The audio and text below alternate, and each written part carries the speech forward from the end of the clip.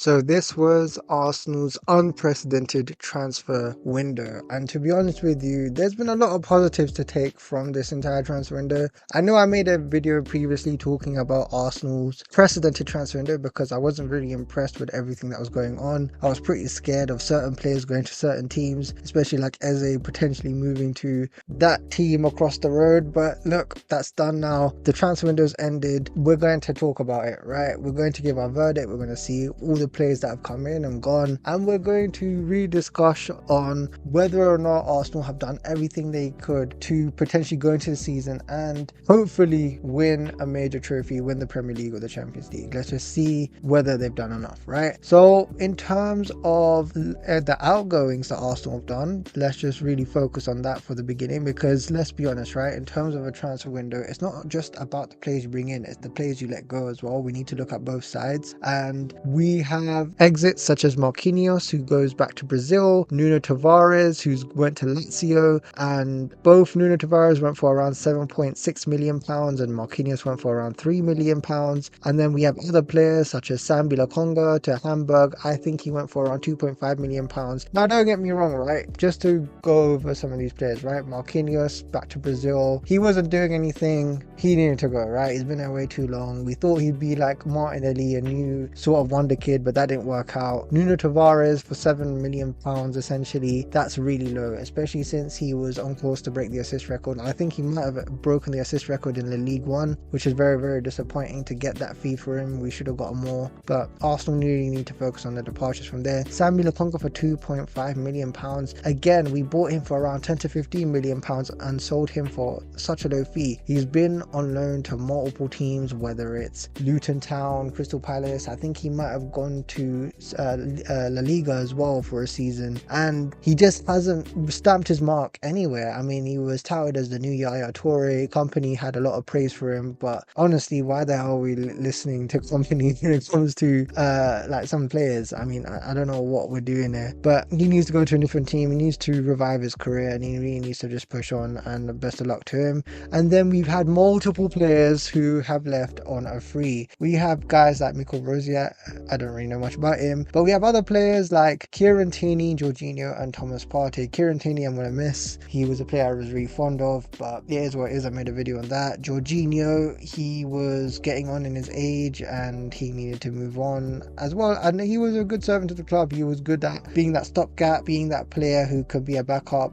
and I remember in the 23-24 season when Partey got injured, he really filled his role. And Thomas Partey leaving the club on a free. Now people could argue, should Thomas Partey have been given a new contract? As a player, yes, but with everything that's happened off the field, especially with the court case and stuff like that, probably it's best that we moved him on. And to be honest with you, it just looked like a big mess with what's going on there. And then we've had a lot of loans and contract expiries. Ismail Kabia went to Shrewsbury Town on loan, so as Carl Hein went to Werder Bremen. Alexander Zinchenko went on loan to Nottingham Forest. Now this happened on deadline day. This is something that I'm quite happy on. Now he's not gonna be complaining and whining about why his daughters aren't seeing him on the pitch and this and that. Yeah, listen mate, I'm happy that this guy's gone, man, because honestly, I'm not even gonna go into the outside the field stuff, but just listening to all of that, and especially that interview, just really put me in the wrong way. And maybe this was a favour from Edu, and maybe we might talk more about Edu in another video, but thank God Zinchenko has left Arsenal, for God's sake, man. And we got Fabio Vieira on loan to Hamburg. Porto didn't want to get him, and Vieira apparently after his loan spell at Hamburg might go for around £17 million. And to be honest with you, with our scouts, I mean, I don't know what we saw on Vieira, especially at Porto. I expect a lot more from him. He was bought for around £30 million, and I just don't know, man. I don't know what's going on. And I think one of the saddest departures, and probably a good thing for him, is probably Jakub Kiwior. I mean, this guy, when he first came to the club, he looked timid. He was a backup option, a stopgap. Wasn't sure if he was going to do well at Arsenal. A lot of people were saying that he should go as soon as possible. But to be honest with you, last season when Gabriel Magalhaes got injured, he stepped up to the plate. He played out of his skin, and I will always remember his appearances against Real Madrid. Madrid, where him and Saliba absolutely bossed it, and that is going to be something that Arsenal fans are going to remember him very fondly of. And to be honest with you, Gyökeres, it's a World Cup year, he wants to play for Poland. The only way he can do that is if he gets regular football, and to be honest with you, if he needs to move to Porto to do it, then so be it. He's moved with an obligation to buy for around 24 to 25 million pounds for next season, and to be honest with you, it is what it is. What can you do? Congratulations, Gyökeres, on your move. Best of luck in your future. We'll always remember your cameos against Real Madrid, and yeah, hopefully it goes what works out for you. And another player that's also left on a free, or we bought out his contract, was Tomiyasu. This is another sad departure in my opinion. It's something that I didn't really want to happen, but unfortunately with his injury, it's strange. We don't know what's going on with Tomiyasu, and I hope he can find another club and get back to playing football, but it's just whatever his injury is, it's just not looking good. And now we go on to the academy signings.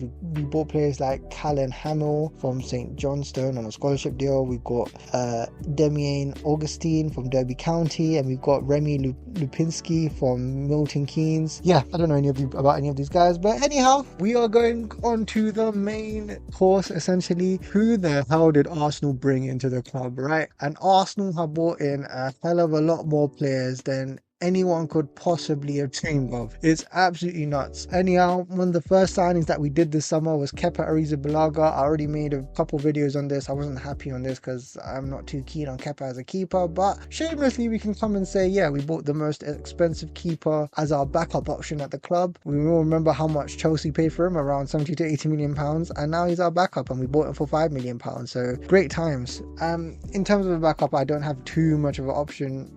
Too much of a disagreement with that. Whatever, so long as David Raya is the main keeper, that's the main thing. We also got Zubimendi. Don't know if I want to count that, but he was announced in January. It took a long time to agree and get him at the club, but he's here now. I think that's been a very good deal. A potential upgrade for Thomas Partey, depending how things go. Maybe not. We'll have to wait and see. And I think the only thing with Zubimendi is just how long it will take for him to adjust to the league. He's come for around 60 million pounds, I believe, so that's also a big money deal. We also bought Christian Norgard from Brentford for around 10 million pounds. He was one of their main players over there. I think he was their captain as well. He's around 31 years old and he's come on the cheap. I'm not upset with the fact that we signed Norgard because we need bench players. We need players that can provide us with depth, and he's a player that can do that. There are concerns, and maybe we should have gone for another player such as Paulinho, who has went to Tottenham Hotspur. So that's something that fans are potentially looking at and saying, maybe we missed the mark on that one. But look, Norgard's there on the bench, whatever. And then we also signed Christian Mosquera from Valencia for around 15 to 20 million pounds. We saw what he did against Liverpool as a backup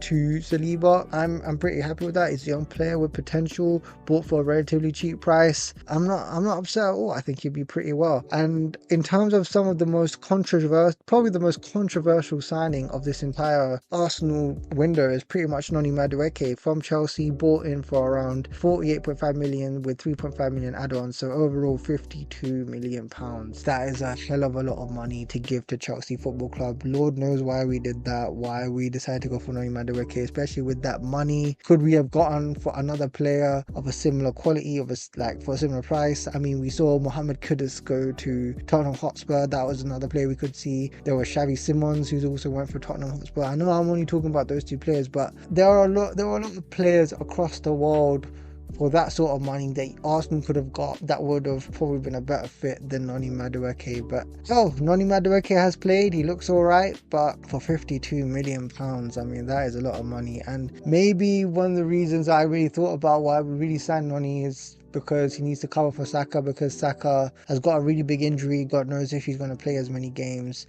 Don't really want to think about it, but you get the picture of where I'm going with this. But yeah, very controversial signing. And we go for the signing that Arsenal fans have been waiting for years and years and years, the striker. And the striker we decided to go for was Viktor Gyökeres for 55 million pounds on a 5-year deal from Sporting Lisbon. This is a signing that I'm extremely happy about. We waited for this signing for years. There are concerns about whether or not Arsenal are going to play to his strengths. That's going to be another video for another day. But in terms of signings, this was great. He's one of the top strikers of the world. He's got 100 goals, nearly 100 goals in 2 seasons. What more do you want from the brother? Yeah, I'm happy to have him. And I think one of the biggest signings we've done from an emotional standpoint is Eberechi from Crystal Palace. £67.5 million in total for the 27-year-old. I mean, this guy has won the FA Cup for Crystal Palace. He's been part of them for many years. He is a former Arsenal lad. He's a boyhood Arsenal fan. He is the type of signing to lift up the club and lift up the fan base, because he's a guy we know is going to fight for the shirt. We saw him against Liverpool. He only came off the bench, but I want to see him play more on the field. And the thing is that he played on the left wing, where people may say, you know what, maybe he should play in the 10. And that's a debate on what we need to see from Eberechi Eze. But in terms of other signing, I'm very, very happy from that. And also to get one over Spurs. You can never ever get tired of that. So overall, great signing. Happy to see that. And on deadline day, we got Piero Hincapié on loan from Bayer Leverkusen with the option to buy for 45 million. Not an obligation, but an option. He's done pretty well in Germany. We all know what he can provide in terms of playing centre back, playing left back. He's an invincible in Germany, played under Xabi Alonso. He's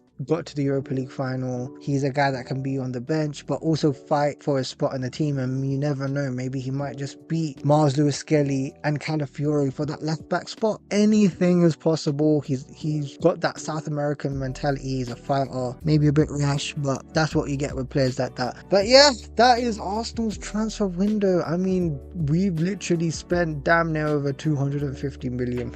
That is absolutely nuts, and I think we have the biggest net spend in the league. And overall, I'd just like to say that, yeah, in terms of spending money, Arsenal went and spent. Now, was it unprecedented compared to our previous transfer windows in Arsenal's history? Pretty much, yeah. I mean, it's not something that I ever expected, that Arsenal will go into a window and buy 7-8 new players. No one expected this, but it's a good thing because we covered our bench, we covered key positions. However, if you really want to nitpick something, the funniest thing about this is that, did Arsenal get the left winger? Is Eze the left winger? That is the biggest question at hand. Is Madueke going to be that left winger? These are all more questions than answers, and I think that's the one thing, if we were to look in this entire transfer window in terms of incomings, that's the one thing where Arsenal will look at and say, did we miss the mark on that? And I think the biggest person or the biggest factor, or the biggest reason who could actually answer this question is Martinelli. Now you might ask, hey, Martinelli didn't come into Arsenal in terms of through this transfer window, like he was always at the club. What do you mean? But the thing is, with Martinelli, he is the left winger, the main left winger at the club essentially. You could argue Trossard, but it's really him. And depending on Martinelli's performance this season, if Martinelli has a bad performance, then we're going to look at the transfer window and we're going to say, why didn't you go for a left winger? Why didn't you go for someone like Rodrigo, let's say, right? And let's be honest, right? Martinelli is a player that we thought would possibly leave the club in terms of, moving on, but I don't think Arsenal were probably going to get a good enough wage for him, or they didn't think they would get a good enough price tag for him, so they thought to keep him. But overall, in my opinion, it's been a very, very, very good window, and I think that in terms of some of the contract extensions that we've done for Gabriel Magalhaes, Marcel Skelly, and especially Ethan Nwaneri, is very, very good. However, we still haven't dealt with Bukayo Saka and Saliba. Those were two that I really wanted to tie down, but you can't really have everything you want. In my opinion, this was a very strong 8.5 to 9 out of 10 window. I think this has been very stellar. A lot of money spent. We addressed a lot of key issues. We didn't address everything, and I don't think we've got, well, honestly, we haven't got enough money from outgoings. Those are the things that have stopped this window being a 10 out of 10 window. But I think this is good steps in the right direction. I think that Andrea Berta has done very, very, very well, especially in his first ever summer transfer window. And to a lot of Arsenal fans saying be patient, this and that, a lot of you just need to really smell the coffee. I mean, the reason why Arsenal have done well in this transfer window is because there's been a lot of scrutiny from Arsenal over the last 3 transfer windows where they basically didn't do anything. I mean, does that justify that in this window? Does this justify this not doing anything in those windows to have a window like this? I don't think so, because you need to maximize every single window available. Yes, on its own, this window has been absolutely outstanding, but yeah, and I wouldn't say that it justifies having the last 3 windows. I mean, in every window you need to do the best you possibly can do, and I don't think Arsenal have done that previously. But in this window, I believe Arsenal have done very, very, very well. But I do feel like we might have left ourselves short on that left wing position. If we got that left wing player, if we had that Rodrigo and we saw Martinelli, I think we would be set for the season 100%. No worries, we'd be fine. But we've created ourselves a little bit of doubt, and I'm just being honest here. But overall, yeah, those are my thoughts on this entire transfer window, especially for Arsenal. This was definitely unprecedented because it wasn't something that I expected in any way, shape or form, but it's happened. We're here, and now we can move on to the season and see how things go. Am I expecting Arsenal to do anything in January? Looking at previous history, probably not, but hey, we're here now. And with Andrea Berta helping Mikel Arteta get all these signings, it's now created discussion to Arteta and put the floor onto him to basically make the most out of these players, because now there's less excuses. You got your striker, you got your depth, you got your wingers, you got your guy that can play against low blocks or whatever. So now it's time to get things done. Anyhow, that's the end of this video. Please like and subscribe, share the video, whatever. That's my views on this unprecedented transfer window. But yeah, hope to see you soon in the next video, and let's go on with the Premier League season.